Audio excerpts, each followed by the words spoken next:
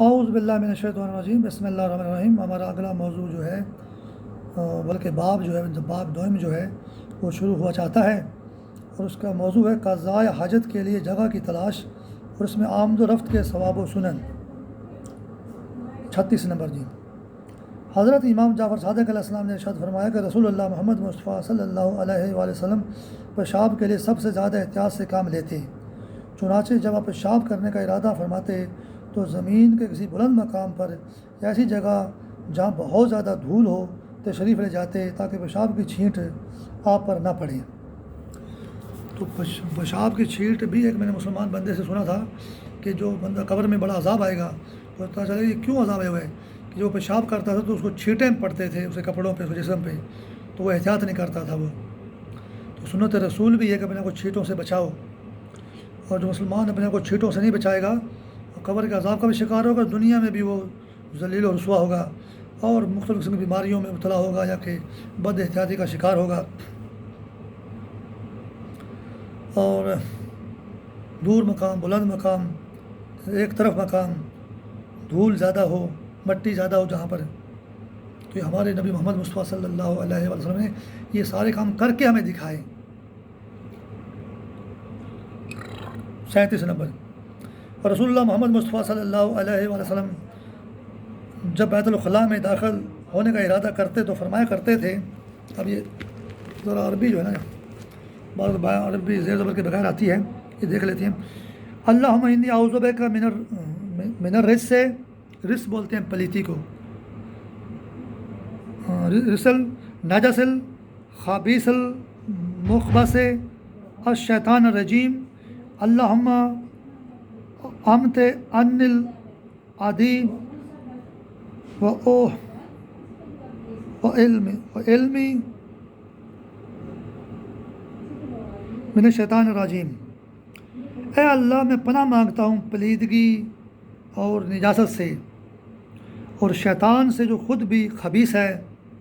اب اردو تو ہم اچھی طرح پڑھ لیں، عربی میں بعض وہ زیر زبر جو ہے نا لکھا ہوا نہیں ہوتا ہے تو بڑا مدھم ہوتا ہے، تو وہ پڑھنے میں بڑا مشکل پیش آتی ہے اور اندازہ لگا کے پڑھنا پڑتا ہے۔ صاف صاف لکھا ہو تو بندہ آرام سے پڑھ لیتا ہے۔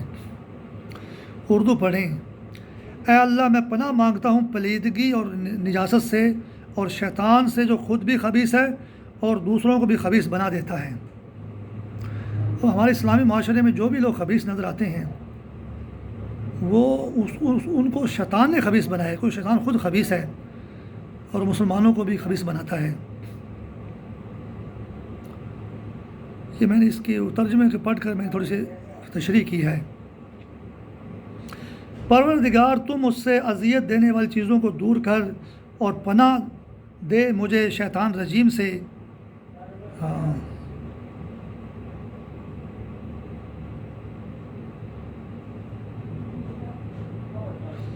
پتہ چل گیا۔ آمت ان العازی، عازی، آمت ان العازی واعذنی من الشیطان الرجیم، اذیت دینے والی چیزوں کو دور کر اور پناہ دے، واعذنی اور پناہ دے مجھے شیطان رجیم سے۔ اب یہ عربی بالکل صحیح سمجھ میں آ گئی ہے اور ترجمہ بھی صحیح ہو گیا ہے۔ ایسا کوشش کریں گے عربی دیکھ کر، پڑھ کر اور اس کے ساتھ ترجمہ دیکھ کر جو ہے نا، تو صحیح عربی جو ہے نا وہی لفظ پروننسیشن کرنے کی کوشش کیا کریں گے انشاءاللہ۔ بات یہ واضح ہوگی کہ ہمارے پیارے نبی صلی اللہ علیہ وسلم جب بھی بیت الخلاء کا ارادہ کرتے تھے تو یہ دعا پڑھتے تھے۔ ترجمہ آپ کو پھر بتا دیتا ہوں۔ اے اللہ، میں پناہ مانگتا ہوں پلیدگی اور نجاست سے اور شیطان سے جو خود بھی خبیث ہے اور دوسروں کو بھی خبیث بنا دیتا ہے۔ پروردگار، تو مجھے اذیت دینے والی چیزوں کو دور کر، مجھ سے اذیت دینے والی چیزوں کو دور کر اور پناہ دے مجھے شیطان رجیم سے۔ تو یہ دعا ہم بھی پڑھا کریں، عربی میں نہیں پڑھ سکتے اردو میں پڑھ لیں ہم۔ اور جب قضاء حاجت کے لیے سیدھے ہو کر بیٹھتے تو فرماتے، اللہم اذہب عن القضاء والعزی واجعلنی من المطہرین۔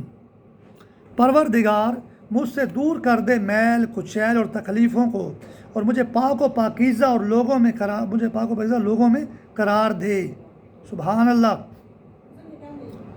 اور جب قضاء حاجت کے لیے پیٹ کو مروڑتے تو فرماتے اللہم اطعم تہ طیبا فی عافیات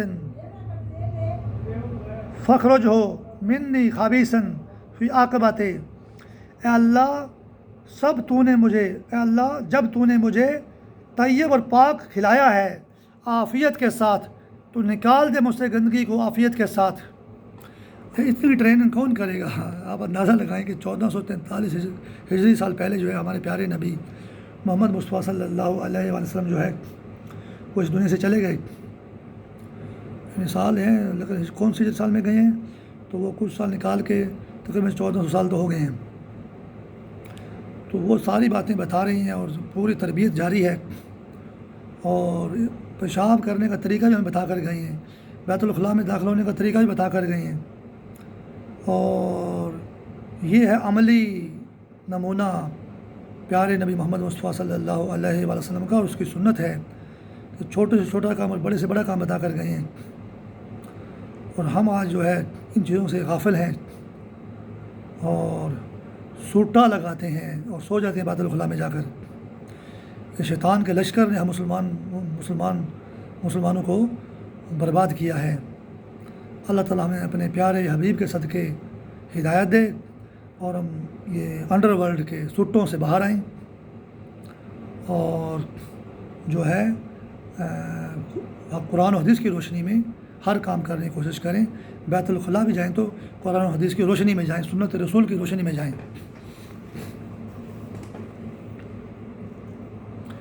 حضرت علی علیہ السلام فرمایا کرتے تھے کہ یہ بندہ نمبر 38 ہو گیا جی، فرمایا کرتے تھے کہ جو ہر بندے کے ساتھ ایک فرشتہ ہے۔ جیسے شیطان بندے کے ساتھ لگا ہوا ہے نا جی، تو فرشتوں کی بھی ڈیوٹیاں بندوں کے ساتھ ہیں۔ وہ صرف شیطان کو دیکھ کے جو ہراساں نہ ہو جائے، مر نہیں جائے، وہ ڈر نہیں جائے، یہ بھی ذہن میں رکھے کہ فرشتے بھی اس کے ساتھ ہیں جو اس پر مقرر ہے۔ جب وہ قضاء حاجت کے لیے بیٹھتا ہے تو وہ ملک اس کی گردن کو جھکا دیتا ہے، اس کی گردن کو جھکا دیتا ہے تاکہ وہ اپنے پاخانہ کو دیکھے۔ پھر وہ ملک اس سے کہتا ہے کہ اے آدم علیہ السلام کی اولاد، یہ تیرا رزق تھا، یہ تیرا رزق تھا، اب سوچ کہ تو نے اس کو کہاں سے حاصل کیا اور اب وہ کیا بن گیا۔ فرشتہ اس کو یاد دلاتا ہے۔ اچھا، قرآن و حدیث میں جو باتیں آتی ہیں، اور پھر لا ریب امام مولا علی علیہ السلام نے بات فرمائی ہے، تو یہ باتیں اب نہ فرشتہ ہماری گردن جھکاتا ہے، نہ ہمیں مخاطب کرتا ہے، نہ ہمیں بتاتا ہے، اور لیکن بات بالکل ایسی ہے جیسے حضرت علی علیہ السلام نے فرما دی ہے۔ تو ہمیں اندھے بہرے گونگے ہمیں سمجھ نہیں آتی، نہ ہمیں سنائی دیتا ہے، نہ ہمیں دکھائی دیتا ہے، تو بات ایسا کچھ بات ہمارے ساتھ نہیں ہوتی بیت الخلاء میں یا قضاء حاجت کرتے ہوئے، لیکن بات بالکل ایسی ہے جو حضرت علی علیہ السلام نے فرمائی ہے۔ تو نے اس کو کہاں سے حاصل کیا اور اب وہ کیا بن گیا۔ لہٰذا بندے کے لیے مناسب ہے کہ وہ کہے اللہ مرزقنی الحلال وجنبنی الحرام، پروردگار مجھے رزق حلال عطا کر اور حرام سے بچا۔ یعنی یہ وہیں پر کہنا شروع نہ کر دے، باہر آ کر پاک صاف ہو کر وضو کر کے کہے، اور میرے خیال میں وہاں جو بتایا گیا اتنا ہی کہے، اور وہ جو دعائیں جاننے کی کہنے کی ہیں وہ تو کہنی ہے، ہمارے پیارے نبی نے فرمایا۔ اور یہ بھی اگر کہنا پڑے تو کہہ سکتے ہیں، اردو میں کہہ لیں اگر عربی نہیں آتی، کہ مجھے اللہ حلال دے اور حرام سے بچا، یا باہر آ کے کہہ لیں، داخل ہو تو ساری دعائیں پڑھ لے، باہر نکلنے کے بعد ساری دعائیں پڑھ لے، آج یہ پڑھ لے۔ اور مشکل بھی پڑھنا جو ہے، جو ہم میں اور ہستیوں میں بڑا فرق ہے، ہم شیطان کے مرے ہوئے لوگ ہیں۔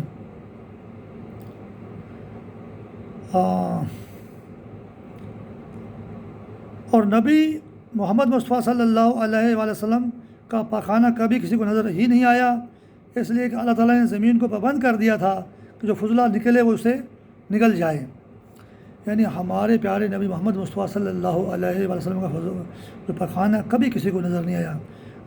زمین کو پابند اللہ نے کر دیا تھا کہ وہ اس کو نگل جائے.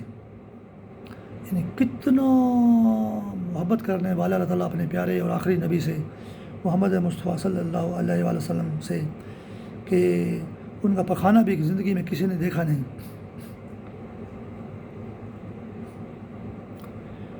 29 نمبر 39 نمبر جی. امیر المومنین علیہ السلام جب قضاء حاجت کا ارادہ کرتے تو بیت الخلاء کے دروازے پر کھڑے ہوتے، پھر اپنے دائیں بائیں جانب کے دونوں فرشتوں کی طرف متوجہ ہوتے. ایک فرشتہ ہمارے دائیں کندھے پہ بیٹھا ہوا ہے، ایک بائیں کندھے پہ بیٹھا ہوا ہے. تو حضرت علیہ السلام جب بیت الخلاء جاتے تھے تو دونوں فرشتوں کی طرف متوجہ ہوتے تھے اور فرماتے تم دونوں میرے کندھوں سے اترو، تم دونوں میرے کندھوں سے اترو. ہمیں تو کبھی اس بات کا پتہ ہی نہیں نہ آج تک کسی بندے نے کہا ہے اپنے دونوں فرشتوں کو. مسلمان کا ایمان تو فرشتوں پہ ہے، کیونکہ جو فرشتوں پہ ایمان نہیں لائے گا وہ مسلمان ہی نہیں رہے گا. وہ میان مفصل ہے نا، آمنت باللہ و ملائکتہ و رسلہ و کتبہ. تو ملائکہ پر جو ہے ایمان لانا بہت ضروری ہے. اور یہاں اس موڈے پر اور اس موڈے پر 2 فرشتے ہیں. تو مجھے نہیں لگتا کسی مسلمان نے بیت الخلاء جانے سے پہلے کہا ہو بھی اے فرشتوں تم میرے دونوں کندھوں سے اتر جاؤ. تو ہمیں بھی کہنا چاہیے اور یہ کہ ہاں اترو، میں اپنے منہ سے کچھ نہ بولوں گا، میں اپنے منہ سے کچھ نہ بولوں گا یہاں تک کہ میں قضاء حاجت کے بعد نکل کر تمہارے پاس آ جاؤں. یعنی کہ ہم جو بولتے ہیں نا یہ فرشتے لکھتے ہیں. اچھا بولیں گے تو دائیں والا فرشتہ لکھے گا، برا بولیں گے تو بائیں والا فرشتہ لکھے گا. تو فرشتوں کو حضرت علیہ السلام کہتے ہیں کہ آپ میرے کہتے تھے کہ آپ میرے کندھوں سے اتر جاؤ، میں اندر جب پخانے کے لیے جا رہا ہوں تو نہ میں منہ سے میں نے کچھ نہیں بولنا، خاموشی سے باہر آ جاؤں گا میں، اور پھر تو میرے کندھوں پر آ جانا اور لکھنا شروع کر دینا. اور ہمیں بھی فرشتوں کو یہ کہنا چاہیے اور سیرت حیدری اختیار کرنی چاہیے. اور سیرت حیدری کیا ہے کہ سنت رسول پہ عمل کرنا چاہیے، کیونکہ حضرت علیہ السلام بھی رسول پاک محمد مصطفیٰ صلی اللہ علیہ وسلم کی سنت پر عمل کیا کرتے تھے. 40 نمبر جی. اور آپ علیہ السلام جب بیت الخلاء میں داخل ہوتے تو یہ فرماتے الحمدللہ الحافظ المؤدی. ہاں مؤدی کا لفظ ہے. تمام تعریفیں اللہ کے لیے ہیں جو حفاظت کرنے والا اور پہنچانے والا ہے. ہاں پہنچانے والا. اچھا جی، یہ داخل ہونے سے پہلے پڑھتے تھے حضرت علیہ السلام جو ہے. اور جب بیت الخلاء سے باہر نکلتے تو اپنے شکل مبارک پر ہاتھ پھیرتے اور فرماتے الحمدللہ الذی اخرج عنی آذاہ و ابقى فی قوتہ فیالہا من نعمت لا یقدر القادرون قدرہا. یہ عربی کے زیر زبر اس میں نہیں ہوتے، عربی کی وہ دعائیں لکھ دی جاتی ہیں، بعض قرآن آیت لکھی جاتی ہیں تو پڑھنے میں بڑا مشکل ہوتا ہے، لیکن میں پڑھ رہا ضرور ہوں تاکہ ہمیں اردو ترجمے میں مدد ملے موضوع کو سمجھنے میں.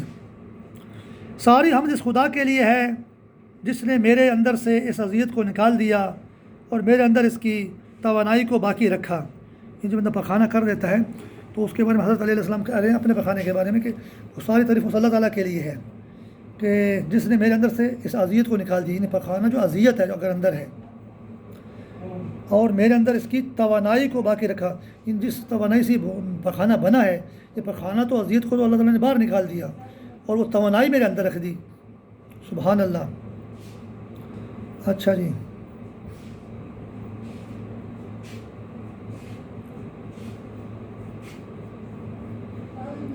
کیا کہنا اس نعمت کا جس کا اندازہ کرنے والے اندازہ نہیں کر سکتے. یعنی یہ ایک نعمت ہے کہ آپ نے رزق کھایا، اللہ تعالیٰ نے پاخانے کو اذیت کو باہر نکال دیا اور جو اس سے توانائی بنی رزق سے اس کو اندر رکھا. کیا کہنا اس نعمت کا. حضرت علیہ السلام کہہ رہے ہیں حضرت علیہ السلام کیا کہنا اس نعمت کا جس کا اندازہ کرنے والے اندازہ نہیں کر سکتے. یعنی کوئی زمین کے اوپر اندازے لگانے لوگ بیٹھ جائیں وہ اندازہ لگا سکتے ہی نہیں ہیں. اچھا، حضرت محمد مصطفیٰ صلی اللہ علیہ وسلم جو اللہ تعالیٰ کے آخری نبی تھے، اس کے لیے تو اللہ تعالیٰ نے زمین کو پابند کر دیا کہ اس کا پخانہ کوئی نہیں دیکھے گا، اور نہ کسی نے دیکھا۔ تو حضرت علی علیہ السلام بھی پیارے امام تھے، اللہ کے پیارے ولی تھے، تو اس کا پخانے کے بارے میں کوئی تفصیل نہیں آئی۔ تو بہرحال یہ بھی وہی کرتے رہے جو اللہ کے پیارے نبی نے کہا، اور یہ کہ یہ بھی شاید ایسی ہی بات ہو، لیکن اس کی تفصیل یہاں پہ نہیں ہے، اور پھر ہم آگے بعد میں دوبارہ اس پر تحقیق کریں گے انشاءاللہ۔ 41 نمبر جی، حضرت امام جعفر صادق علیہ السلام جب بیت الخلاء میں داخل ہوتے تو اپنا سر کسی کپڑے سے ڈھانپ لیا کرتے اور دل ہی دل میں یہ کہا کرتے۔ اب یہ عربی ہے، اس کو تھوڑا سا پڑھنے کی کوشش شروع کریں گے، ثواب ہوتا ہے، اور ترجمہ میں جو ہے نا بھرپور طریقے سے مزہ لیں گے ہم، کیونکہ ہم اردو تو اچھی طرح سمجھتے ہیں۔ بسم اللہ و باللہ و لا الہ الا اللہ رب اخرج ان العزی سورحن بغیر حساب واجعلنی لکا من الشاکرین فیما تصرفہ انی من العزی والغم الذی لو تو ہو انی حالقت لک الحمد آسمنی من شر ما فی هذه البقعۃ واخرجنی منها سالما وحلا بینی و بین طاعت الشیطان الرجیم۔ یہ ہم نے عربی پڑھنے کی کوشش کی ہے، اور انشاءاللہ اس کا بھرپور ترجمہ کریں گے اردو میں، کیونکہ اردو تو ہماری رچی اور بسی ہوئی زبان ہے، دل و دماغ میں، خیالوں میں، روح میں وہ ایک ہی ہے۔ اچھا، اللہ کے نام کے ساتھ اور اللہ کے ساتھ اور نہیں ہے کوئی اللہ سوائے اس اللہ کے پروردگار تو نکال دے میرے اندر سے اذیت کو انتہائی آسانی کے ساتھ، اور اس تکلیف و اذیت کو تو نے مجھ سے دور کیا، اس پر تو مجھے اپنے شکر گزاروں میں شامل فرما، اس لیے کہ اگر تو اس کو میرے اندر روک دیتا تو میں ہلاک ہو جاتا۔ تیرا شکر کہ تو نے مجھے اس کے شر سے محفوظ رکھا اور مجھے اس جگہ سے سلامت نکالا، اور میرے اور شیطان رجیم کی اطاعت کے درمیان تو حائل ہو گیا۔ ہاں، اللہ تعالیٰ ہر مسلمان کے درمیان اور شیطان کے درمیان حائل ہو جائیں تو مسلمانوں کی مصیبت ختم ہو جائے گی، مسلمان متقی اور پرہیزگار بن جائیں گے۔ اور امام جعفر صادق علیہ السلام اللہ کا شکر ادا کر رہے ہیں کہ اور مجھے اس جگہ سے سلامت نکالا، تیرا شکر ہے کہ تو نے مجھے اس کے شر سے محفوظ رکھا اور مجھے اس جگہ سے سلامت نکالا، اور میرے اور شیطان رجیم کی اطاعت کے درمیان تو حائل ہو گیا۔ اطاعت اللہ کی کرنے، شیطان کی اطاعت نہیں کرنی۔ عبداللہ بنے، عبد الشیطان نہ بنے۔ عبد الشیطان بڑے گھاٹے والے ہیں، دنیا میں اور آخرت میں ذلیل ہونے والے ہیں، اور جو عبداللہ ہیں، اللہ کے بندے ہیں، وہ دنیا میں اور آخرت میں بہت بلند مرتبے پانے والے ہیں۔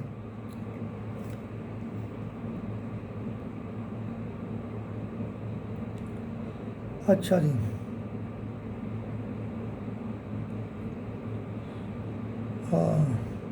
اور انسان کو چاہیے کہ جب بیت الخلاء میں داخل ہو تو اپنے سر کو ڈھانپے رکھے، اور اس امر کا اقرار کرتے ہوئے کہ اس کا نفس عیوب سے پاک نہیں، اور دائیں پاؤں سے پہلے اپنا بایاں پاؤں اندر داخل کرے، تاکہ بیت الخلاء کے اندر داخل ہونے میں اور مسجد کے اندر داخل ہونے میں کے درمیان فرق رہے۔ جب مسجد میں داخل ہوں تو دایاں پاؤں پہلے رکھیں مسجد میں، اور اگر بیت الخلاء میں جائیں تو بایاں پاؤں پہلے رکھیں، اور اس لیے بتایا گیا کہ آپ کو مسجد کا اور بیت الخلاء کا فرق پتہ چلتا رہے۔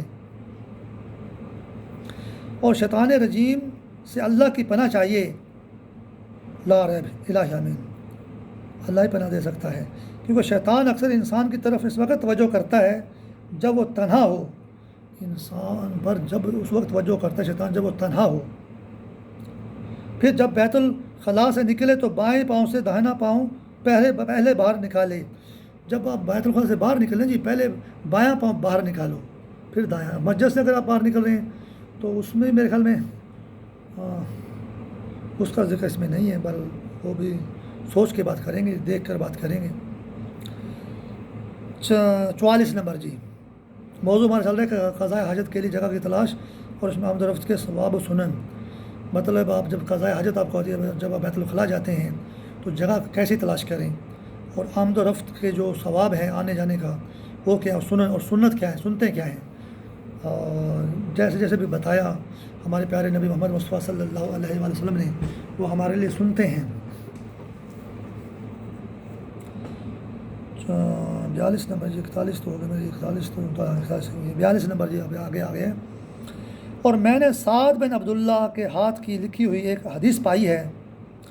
سعد بن عبداللہ بڑے کوئی بزرگ صحابی، سعد بن عبداللہ رضی اللہ تعالیٰ عنہ تو مونس کے لیے، عنہ مذکر کے لیے ہے. ہاتھ کی لکھی ہوئی ایک حدیث پائی ہے. ان کو بہت کوئی جید بزرگ صحابی تھے تو اس کی حدیث کو اس طرح بیان کیا جا رہا ہے، جس کو انہوں نے حضرت امام جعفر صادق علیہ السلام کی طرف بلند کیا ہے. آپ علیہ السلام نے فرمایا، جو شخص نماز میں کثرت سے سہو کرنے لگے تو اس کو چاہیے کہ جب وہ بیت الخلاء میں داخل ہو تو یہ کہے، بسم اللہ و باللہ اعوذ باللہ من الرجس النجس الخبیث المخبث الشیطان الرجیم. اللہ کے نام کے ساتھ اور اللہ کے ساتھ میں اللہ کی پناہ مانگتا ہوں پلیدگی اور نجاست سے اور شیطان سے جو خود بھی خبیث ہے اور دوسروں کو بھی خبیث بنا دیتا ہے. یعنی یہ دعا دوسری دفعہ آ رہی ہے. اور یہ ایک صحابی، پہلے تو حضرت امام جعفر صادق علیہ السلام کی روایت تھی، اب ایک صحابی سعد بن عبداللہ نے بھی یہ بات روایت کر دی ہے. اور جب ہم نماز کے اندر بھولنے لگیں تو اس کا حل کیا بتائے گا؟ جب آپ بیت الخلاء میں قضاء حاجت کے لیے جائیں تو تب یہ دعا پڑھیں.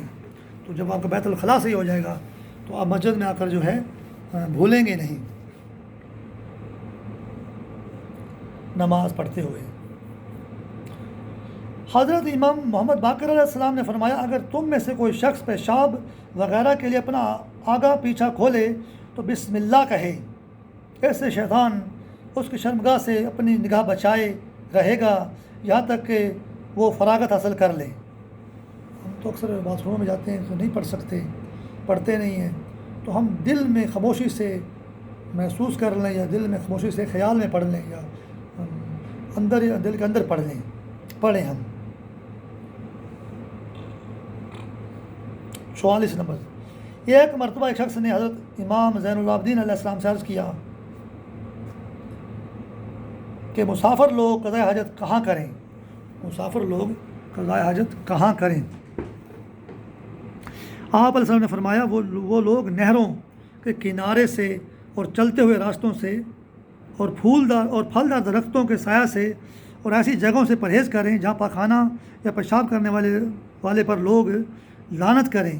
تو عرض کیا گیا کہ لعنت کی جگہیں کون سی ہیں؟ تو فرمایا گھروں کے دروازے.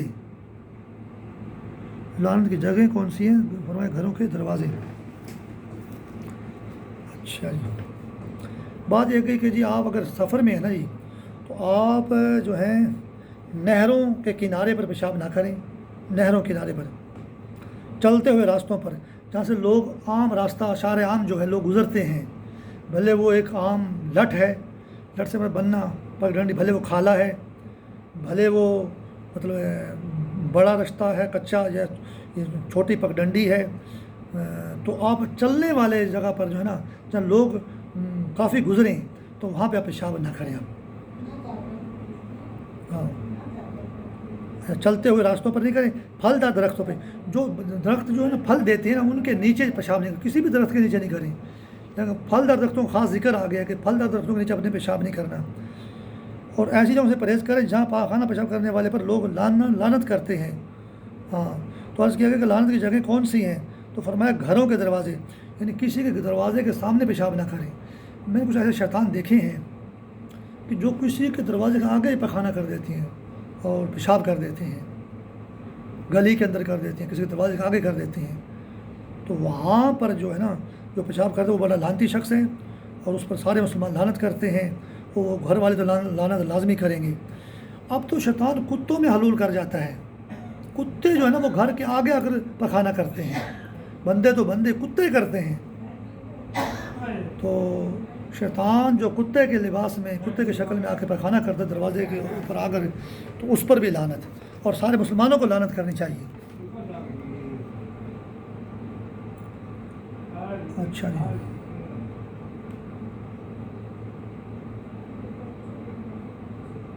45 نمبر جی۔ ایک دوسری حدیث میں ہے کہ مسافروں کے پڑاؤ کی جگہ پر کھانا کرنے والے پر اور اپنے شریک کی باری کے پانی کو روکنے والے پر اور چلتے ہوئے راستہ کو بند کرنے والے پر اللہ کی لعنت ہے۔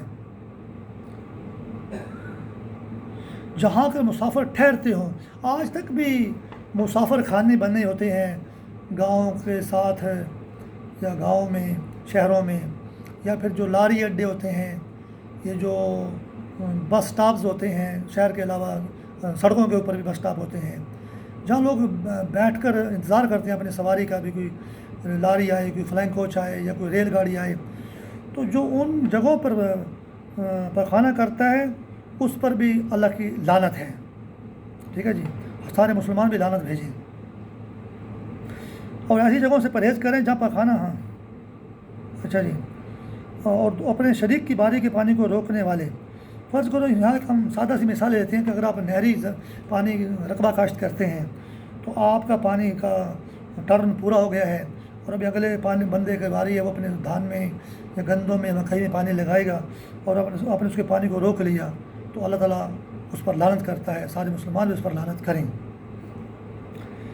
یہ میں نے ایک مثال سمجھنے کے لیے مثال دی بھی، پانی کی باری روکنے میں آپ نے اپنی باری لے لی ہے پانی کی، آپ دوسرے کی پانی کا روک رہے ہیں، تو ایک مثال دے کر میں نے بات کو سمجھنے کی کوشش کی ہے۔ آپ اس کا وسیع معنوں میں ہر موضوع میں سمجھنے کی کوشش کریں۔ اور چلتے ہوئے راستہ کو بند کرنے والے پر اللہ کی لعنت، ان کو راستہ چلتا ہوا ہے اور کوئی بندہ اپنے رقبے کو شامل کر لیتے، میری فصل جو ہے نا 2 من زیادہ گندم ہو جائے گی، مکئی زیادہ ہو جائے گی، یا کوئی ویسے کوئی غصے میں آ کر گئے جی انہوں نے میرے نے بڑی بدتمیزی کی تھی، انہوں نے راہ بند کر دینے، تو وہ پھر سارے لوگ اس راستے سے محروم ہو جاتے ہیں، تو اللہ تعالیٰ اس پر لعنت کرتا ہے۔ جہاں لوگ گزر رہے ہوں، جہاں لوگوں کا راستہ ہو، اس راستے کو بند نہیں کرنا چاہیے۔ تو جب اللہ لعنت کرتا ہے تو سارے مسلمانوں کو بھی ایسے اشخاص پر لعنت کرنی چاہیے، لعنت کرنی ہے۔ 46 نمبر جی۔ ایک اور حدیث میں ہے کہ جو شخص کسی راستہ کو بند کرے گا تو اللہ تعالیٰ اس کی عمر کو مختصر کر دے گا۔ اگر کوئی بندہ کسی راستے کو بند کرے گا تو اللہ تعالیٰ اس کی عمر کو مختصر کر دے گا، تو اس کی عمر کم ہو جائے گی۔ تو امید ہے ہمیں تو راستے بنانے چاہیے لوگوں کے لیے، تو کسی کا راستہ بند نہیں کرنا چاہیے، اور یہ اللہ تعالیٰ اس بات کو پسند نہیں کرتا۔ 47 نمبر۔ حضرت امام حسن ابن علی علیہ السلام سے دریافت کیا گیا کہ قضاء حاجت کے آداب کیا ہیں، تو آپ علیہ السلام نے فرمایا، نہ قبلہ کی طرف رخ کر کے بیٹھے اور نہ اس کی طرف پشت کر کے بیٹھے، اور نہ ہوا کی طرف رخ کر کے بیٹھے اور نہ اس کی طرف پشت کر کے بیٹھے۔ حضرت امام حسن ابن علی علیہ السلام سے دریافت کیا گیا اس کے آداب کیا ہیں۔ آداب دیکھ لیں کہ جب آپ بیٹھیں گے قضاء حاجت کے لیے، پخانہ کے لیے، تو نہ اپنے خانہ کعبہ کی طرف منہ کرنا ہے، نہ اپنے اس کی طرف پیٹھ کرنی ہے، پھر آپ قطب کی طرف کریں یا دکن کی طرف کریں اپنا رخ جو ہے، پیٹھ یا رخ جو ہے۔ اچھا، پھر کیا ہے، پھر یہ کہ ہوا کا رخ ہے کہ جس طرح ہوا کا رخ ہو اس طرف نہ منہ کرنا نہ پیٹھ کرنی ہے۔ پھر اگر ہوا ادھر کی چل رہی تو آپ نے ادھر کی چل رہی ہے تو آپ نے کچھ ترچھا ہو جانا ہے۔ تو بہرحال یہ ہوا کو بھی دیکھنا ہے اور آپ نے خانہ کعبہ کے رخ کو، خانہ کعبہ کی سمت کو بھی دیکھنا ہے آپ نے جو ہے۔ ماشاء اللہ کیسے آداب بتائے جا رہے ہیں۔ اچھا جی، 48 نمبر جی۔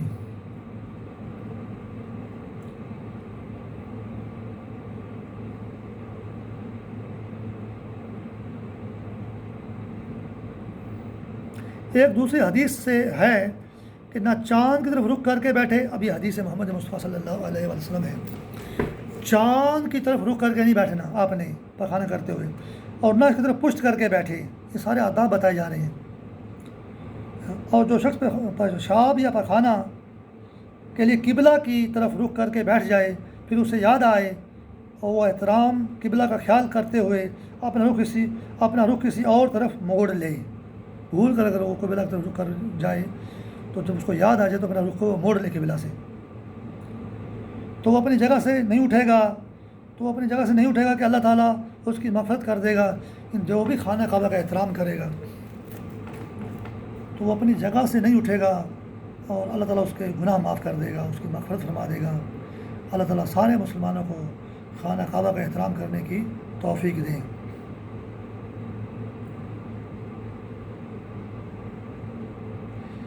49 نمبر جی، ایک مرتبہ حضرت امام محمد باقر علیہ السلام بیت الخلاء میں داخل ہوئے تو وہاں روٹی کا ایک ٹکڑا پڑا ہوا پایا۔ آپ علیہ السلام نے اس کو اٹھا کر پاک کیا اور اپنے ایک غلام کو دیا اور کہا تم اس کو رکھو، میں جب بیت الخلاء سے نکلوں گا تو اسے کھاؤں گا۔ جب آپ علیہ السلام بیت الخلاء سے برآمد ہوئے تو غلام سے پوچھا وہ روٹی کا ٹکڑا کہاں ہے؟ اس نے عرض کیا فرزند رسول اللہ محمد مصطفیٰ صلی اللہ علیہ وآلہ وسلم، میں تو اسے کھا گیا۔ آپ علیہ السلام نے فرمایا یہ روٹی کا ٹکڑا جس کے پیٹ میں بھی جاتا اس پر جنت واجب تھی، اب جاؤ تم آزاد ہو۔ میں پسند نہیں کرتا کہ ایسے شخص سے خدمت لوں جو اہل جنت میں سے ہو۔ سبحان اللہ۔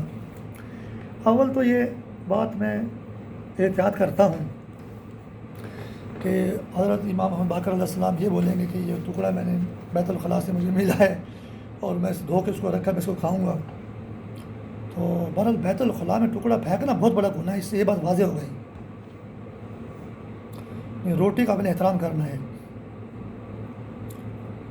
اچھا، اور دوسرا یہ کہ اس کو دے دیا، اب وہ بھی حضرت امام محمد باقر علیہ السلام کی نافرمانی نہیں کر سکتا تھا، ہو سکتا کسی بھی نیت اس نے کھا لیا، اچھی چیز تو میں ہی کھا لوں، امام نے کون سا میرے پہ سختی کرنی، تھوڑا سا ڈانٹ رپٹ کر دیں گے اور روٹی کے ٹکڑے کے لیے کون سا مجھے ماریں گے، وہ کچھ بھی اس نے سوچا ہوگا وہ کھا گیا۔ تو حضرت امام محمد باقر علیہ السلام نے اس کو ڈانٹا بھی نہیں اور کہا کہ یہ جو ٹکڑا ہے جس نے بھی کھانا تھا اس پر جنت واجب ہو جانی تھی، کیونکہ اس ٹکڑے کو بیت الخلاء سے نکالا گیا اور اس کو اس کی پاکیزہ حیثیت میں لایا گیا اور ادب کیا گیا رزق کا جو ہے، تو اس پہ اللہ تعالیٰ جنت دیتا ہے کہ رزق کا احترام کیا۔ انا للہ و انا الیہ راجعون۔ تو اس میں یہ کہ وہ غلام کھا گیا، اب غلام پر جنت واجب ہو گئی۔ اب حضرت امام محمد باقر علیہ السلام نے کہا کہ اب میں یہ پسند ہی نہیں کرتا کہ ایسا بندہ جو اہل جنت ہو وہ میری خدمت کرے، جاؤ میں نے تم کو آزاد بھی کر دیا۔ کیسی دنیا میں نعمتیں ملی لوگوں کو، اس زمانے میں کاش ہم پیدا ہوتے، ہم تو بڑے برے دور میں پیدا ہوئے ہیں کہ کوئی یورپ میں امریکہ میں ایسی کوئی مردود آگ ہے جو 24 گھنٹے کھاتی ہے اور جان چھوٹنے کا نام ہی نہیں ہے۔ 17 سال تو گزر گئے ہیں۔ بہرحال اللہ تعالیٰ نے اگر ہمیں اس دور میں پیدا کرنا تھا، اللہ تعالیٰ بہتر جانتا ہے، دل کی خواہش یہ ہے کہ ہم اسی دور میں پیدا ہوتے۔ اچھا جی، اور آپ علیہ السلام، ہاں 50 نمبر ہے جی، اور آپ علیہ السلام نے فرمایا بلا سبب کھڑے ہو کر پیشاب کرنا خلاف مروت و خلاف انسانیت ہے، اور بلا سبب دائیں ہاتھ سے آب دست لینا بھی خلاف مروت اور خلاف انسانیت ہے۔ اچھا جی، اگر آپ نے بلا سبب کھڑے ہو کر پیشاب کیا یا کھڑے ہو کر پیشاب کیا تو خلاف مروت اور خلاف انسانیت ہے۔ اور ہم سرکاری دفتروں میں جاتے ہیں، دیکھتے ہیں عدالتوں میں اور پولیس دفتروں میں اور سرکاری اور دفتروں میں سب کھڑے ہو کر پیشاب کر رہے ہوتے ہیں، کوئی مروت باقی نہ رہی، کوئی انسانیت باقی نہ رہی۔ یعنی کھڑے ہو کر پیشاب کرنا خلاف مروت ہے، اس بندے میں وفا نہیں ہے، وہ بندہ لحاظ نہیں کرے گا، وہ لج نہیں رکھے گا، وہ بندہ وہ جو کھڑے ہو کر پیشاب کرتا ہے، اور جو کھڑے ہو کر پیشاب کرتا ہے وہ اس کے اندر انسانیت بھی نہیں ہے، اس کو ہم انسانیت سے دور ہی سمجھیں۔ تو کھڑے ہو کر پیشاب کرنے کے کتنے نقصانات ہیں۔ اور پھر آگے یہ ہے کہ دانے ہاتھ سے دست لینا، جب استنجاب کریں گے نا تو لوٹا دائیں ہاتھ میں ہوگا اور بائیں ہاتھ میں آپ نے پانی آب دست لینا استنجا کرنے کے لیے، اور جو بندہ دائیں ہاتھ سے جو استنجا کرے گا اس میں بھی آپ انسانیت نہ سمجھیں، اس میں بھی مروت نہ سمجھیں۔ اچھا، میرے کو زندگی میں بڑی مصیبتیں پیش آئیں، میں نے ہمیشہ بایاں سے استنجا کیا ہے، ایک زمانے میں شیطان نے میرا موڈا توڑ دیا، تو میرا یہ ہاتھ بندہ رہا 3 مہینے جو ہے، اور میں جو مجبوراً دائیں ہاتھ سے استنجا کرنا پڑتا تھا۔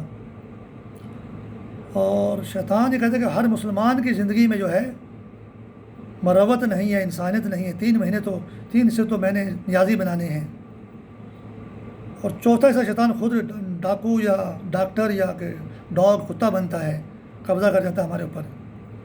تو مسلمان آج جو کام کر رہے ہیں وہ کبھی کافر مشرک بھی نہیں کیا کرتے تھے، یہ مسلمانوں کے اندر شیطان نے قبضہ کر لیا ہے، وہ سارے کام کرتا ہے، اور مسلمان روبوٹ کے طور پہ استعمال ہوتے ہیں۔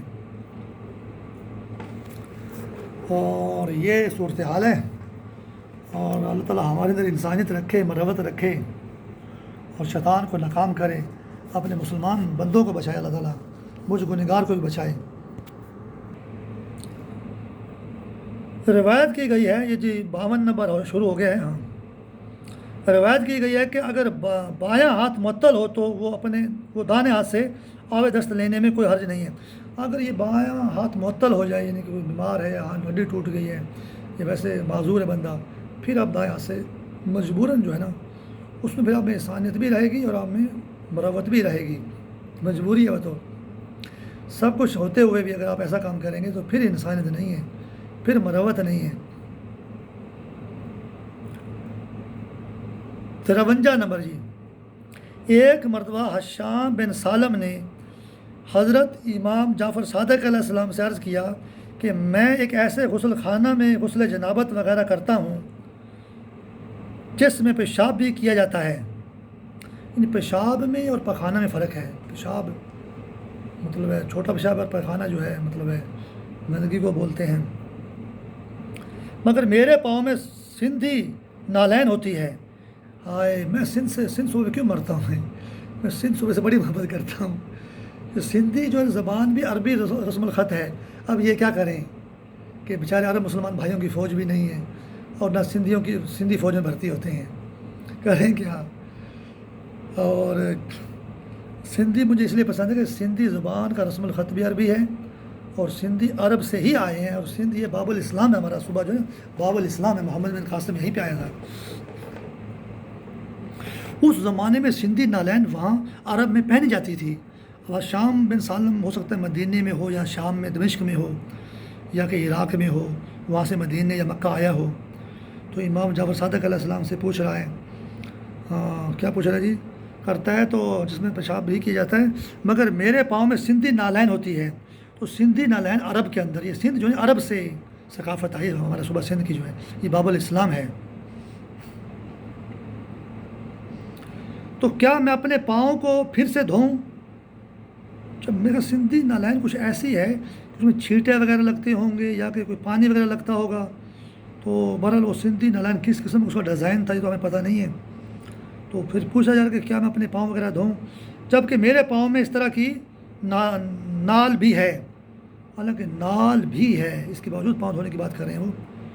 تو آپ علیہ السلام نے فرمایا، اگر تمہارے جسم سے پانی بہہ کر تمہارے قدموں کے نچلے حصے تک پہنچ رہا ہے تو پھر قدم کے نچلے حصے کو نہ دھو۔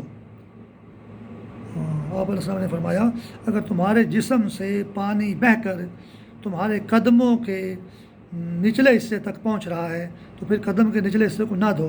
اور اس طرح اگر وہ شخص ایک گڑھے میں غسل کر رہا ہے، اور ان کے سندھی نالین صورت میں آپ پاؤں نہیں دھوئیں گے، اور اگر کوئی شخص ایک ایسے گڑھے میں غسل کر رہا ہے اور پانی بہہ کر پاؤں کے نیچے تک آ رہا ہے تو پھر اس کو نہیں دھوئے گا، اور اگر اس کے دونوں پاؤں پانی میں ڈوبے ہوئے ہیں تو اسے دھوئے گا۔ پانی اگر پاؤں کے نیچے تک رہے تو شاید نہیں دھوئے گا، اور دونوں پاؤں ڈوب جائیں تو پھر وہ دونوں پاؤں کو دھوئے گا۔ یہ ہمارا موضوع تھا آج باب نمبر 2 کا، اور اس کو ہم پہلے سے مکمل کر لیتے ہیں، پہلے مکمل ہی سمجھیں اس کو۔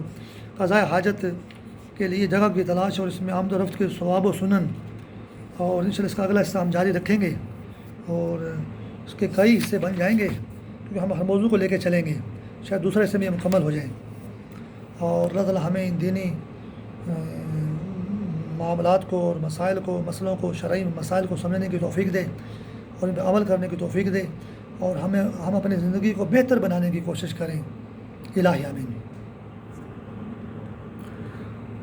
ہاں الہی آمین. ابھی میں حالانکہ بند کرنے والا ویڈیو جو ہے شیطان نے میرے کو غصہ دیا کہ ابھی 40 منٹ نہیں ہوئے، تو اللہ تعالیٰ تمام مسلمانوں کو دین سمجھ کر اور معرفت کے ساتھ عمل کرنے کی توفیق دے تاکہ تمام مسلمانوں کی زندگی بہتر ہو جائے. الہی آمین.